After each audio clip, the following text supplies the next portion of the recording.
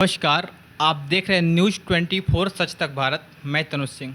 साथियों, बुंदेलखंड अधिकार मंच के संरक्षक एवं लेखक कवि श्री तीरथ प्रसाद सिंह जी बांदा से हमारे साथ मौजूद हैं। आइए उनसे बातचीत करेंगे तमाम मुद्दों पर। नमस्कार सर। नमस्कार तनुज भाई। जी, कैसे हैं आप? हम बढ़िया हैं, आप बताइए। बढ़िया सर। हम सबसे पहले आपसे ये प्रश्न करेंगे कि बुंदेलखंड अधिकार मंच का उद्देश्य क्या है? देखिए, बुंदेलखंड अधिकार मंच का उद्देश्य है जो वंचित पिछड़ी जातियां हैं राजनीतिक भागीदारी से, उनको राजनीतिक भागीदारी दिलाना, प्लस शोषण उत्पीड़न मामले में उनकी हेल्प कैसे करी जाए। जैसे अभी समाज में आपने देखा काफ़ी घटनाएं होती हैं, उन लोगों की सुनवाई नहीं हो पा रही है, तो इसकी वजह से शोषण उत्पीड़न मामले में आवाज़ उठाना और तमाम सामाजिक आर्थिक मुद्दों पर बातचीत करना, ये हमारा उद्देश्य है। जैसे आप सभी लोग या आपके संस्थापक महोदय हों या आप लोग हों या आपके कार्यकर्ता हों, आप सब लोग ये कहते हैं कि देश आज़ादी के 75 साल हो गए, लेकिन कोई भी पार्टी हमारे समाज को राजनीतिक भागीदारी नहीं देती है और अनदेखा करती है। आखिर ऐसा क्यों? देखिए, जहाँ तक हमारी समाज का राजनीतिक भागीदारी से पिछड़ा होना,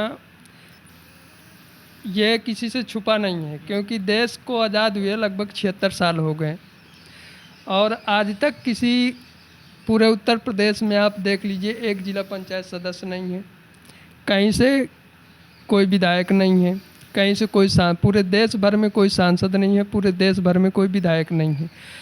तो हम लोग पार्टियों का सहयोग तो करते हैं, वोट हमसे लिए जाते हैं, लेकिन हम लोगों को उन पार्टियों में इतनी तवज्जो नहीं दी जाती कि ताकि हम उन पार्टियों से जनप्रतिनिधि चुनकर हम संसद और विधानसभा की सफ़र तय कर सकें।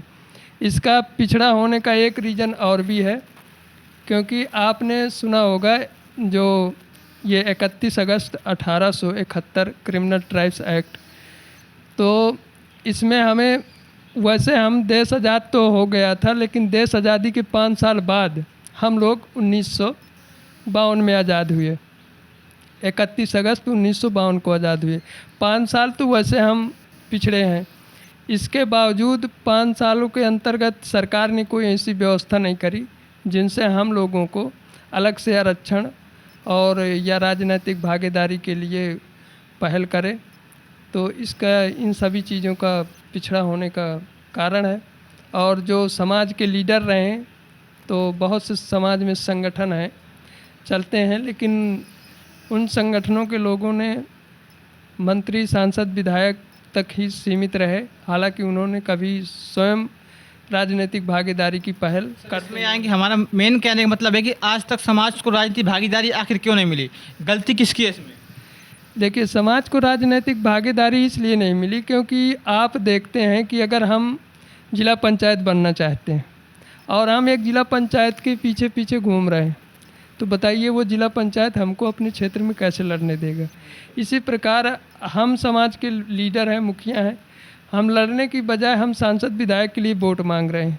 अब हम उनके लिए वोट मांग। सर, खंगार समाज किस किस प्रांत में और किस किस नाम से और किस कैटेगरी में आती है?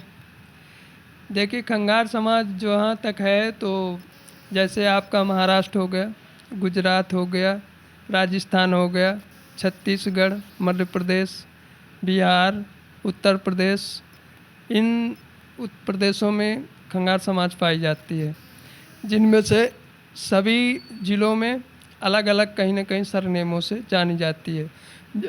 राजस्थान जैसे खंगारोत ऐसे करके बोलते हैं, छत्तीसगढ़ खंगार और करके बोलते हैं, महाराष्ट्र में इसी तरह वहाँ भी अलग बोलते हैं।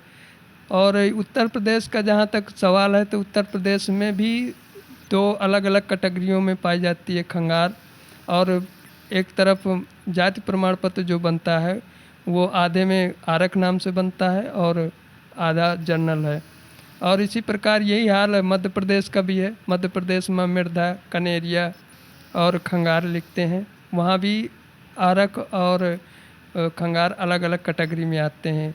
एक एससी में और एक एसटी में, और एक उत्तर प्रदेश में जनरल में ओबीसी में, यानी कि पूरी चारों कैटेगरी सरनेमों में बटे हैं।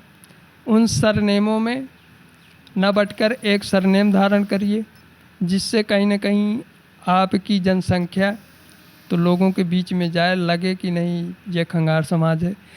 तीसरी बात क्या है कि अभी 31 अगस्त को उरई में कार्यक्रम हम लोगों ने रखा है, और हम चाहते हैं कि समाज के लोग ज़्यादा से ज़्यादा उस कार्यक्रम पर आएं और अपने जो भी विचार हैं वहाँ पर रखें। आखिर उनकी मंशा क्या है। और अगर अलग अलग पार्टी पर बटे रहेंगे तो समाज का विकास कभी ना होगा, ना समाज को राजनीतिक भागीदारी मिल पाएगी। धन्यवाद। जय हिंद, जय भारत, जय भगत सिंह।